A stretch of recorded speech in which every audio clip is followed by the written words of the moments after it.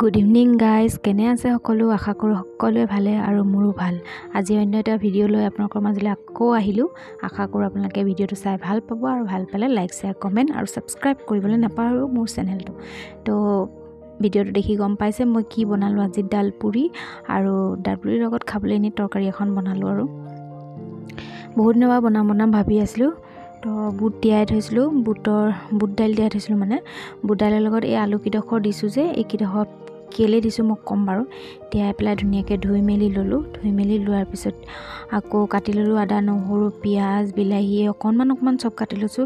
যিহেতু বেছি নাই বনোৱা, অলপ বনাইছোঁ, এখন বা এখন দুখন পৰাকৈ এনেকৈ। আৰু প্ৰথমতে কেৰাহীটো পাতি পেলাই গৰম কৰি তেল দি দিলোঁ। ইয়াত বুট দাইলখিনি প্ৰথমতে ফ্ৰাই কৰি ল'ম, অকণমান ভাজি ল'ম। আৰু ইয়াতে জিৰা দিব লাগিছিলে, মোৰ জিৰা নাছিলে যে পাঁচফোৰণ দি দিলোঁ। তাৰপিছত আদা, নহৰু, জলকীয়া কটা দি পেলাই আৰু অকণমান ভাজি পেলাই তাত দাইলখিনি দি দিলোঁ। আলুখিনিও লগতে দি দিলোঁ। আলুখিনি পিছত কাঢ়ি পেলাই তৰকাৰী বনাম। মানে তাতে এটা নিমখ, জিৰা গুড়ি, হালধি গুড়ি, গৰম মছলা, ধনিয়া গুড়ি আৰু ৰেড চিলি পাউডাৰ চব মিক্স কৰি অকণমান দেৰি ভাজি লোৱাৰ পিছত আমি এইখিনি কুকাৰত দি দিম। কুকাৰত দি পেলাই অকণমান গৰম পানী দি দিম। গৰম পানীও দিব পাৰে, ঠাণ্ডা পানীও দিব। মই গৰম পানী কৰি দি দিলোঁ, সোনকালে হ'ব। তাৰপিছত 3-4টামান চিটি মাৰি দিব লাগিব। তাৰপিছত মই আটাখিনি আগতে মঠি থৈছিলোঁ, মঠি থৈ অকণমান দেৰি থৈ দিলোঁ। থৈ দিয়াৰ পিছত এইখিনি এতিয়া আমাৰ চিটি মাৰি হৈ গ'ল। হৈ যোৱাৰ পিছত ধুনীয়াকৈ সিজি গ'ল। সিজি লৈ পেলাই এইখিনি এতিয়া মই কাঢ়ি ল'ম। পানীখিনি এক্সট্ৰাকৈ থৈ দিম কুকাৰটোতে। তাৰপিছত ইয়াৰ পৰা আকৌ আলুখিনি মই এক্সট্ৰাকৈ কাঢ়ি দিম, যিহেতু সেইখিনি মই অকণমান গ্ৰেভি বনাম পাৰাঠাৰ লগত খাবলৈ। তো এইখিনি মই এক্সট্ৰাকৈ কাঢ়ি থৈ দিলোঁ।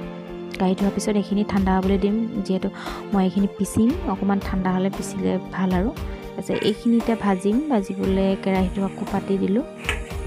এইখিনি থৈ দিম এক্সট্ৰাকৈ। তাৰপিছত কেৰাহীটো পাতি পেলাই ইয়াতে মই তেল অকণমান দি দিলোঁ। বেছি তেল নাই দিয়া, অকণমান দিলোঁ।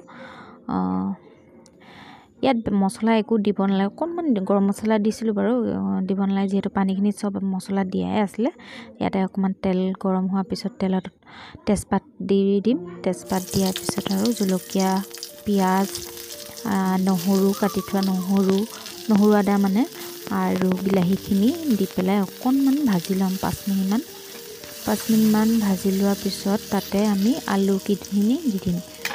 আলুখিনি দিয়াৰ আগত গৰম মছলা অকণমান দি দিলোঁ। তাৰপিছত আমি আলুখিনি দি দিলোঁ। আলুখিনি দি অকণমান ভাজিম ধুনীয়াকৈ।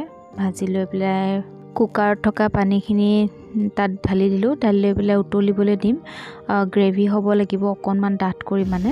তাৰপিছত অকণমান নিমখ দি দিলোঁ, মানে নিমখ নহ'বও পাৰে বুলি অকণমান নিমখ দি দিলোঁ। তাৰপিছত এইখিনি এতিয়া পিচিম। ইয়াত মিক্সিত পিচি ল'লোঁ। পিচি লোৱাৰ পিছত আৰু আমাৰ গ্ৰেভিখিনিও হৈ গ'ল। তেতিয়ালৈ এইখিনি অফ কৰি পেলাই মই ৰুটি মানে পৰাঠা বনাবলৈ ষ্টাৰ্ট কৰিলোঁ।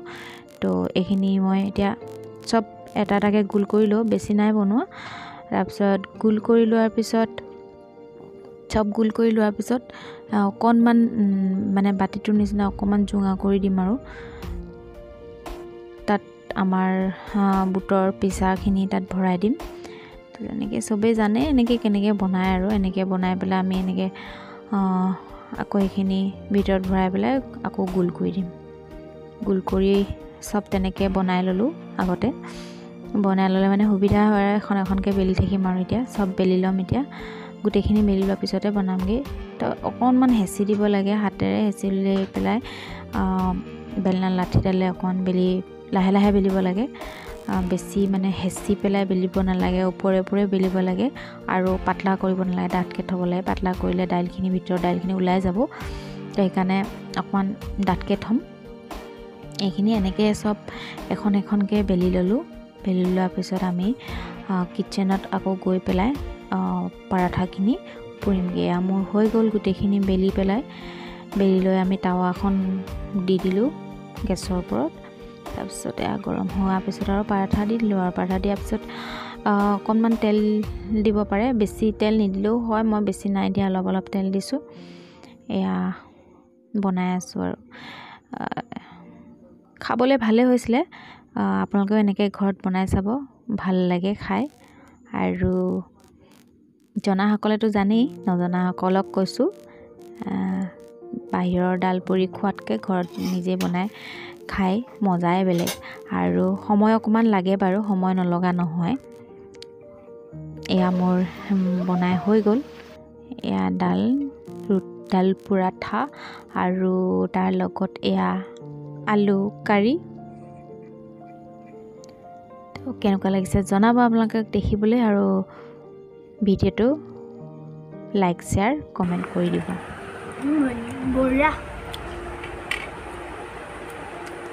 কেনেকুৱা লাগিছে কওকচোন খাই পেলাই? ভাল লাগিছে? ভাল লাগিছে? দেখাই দিয়া কি দেখাই দিয়া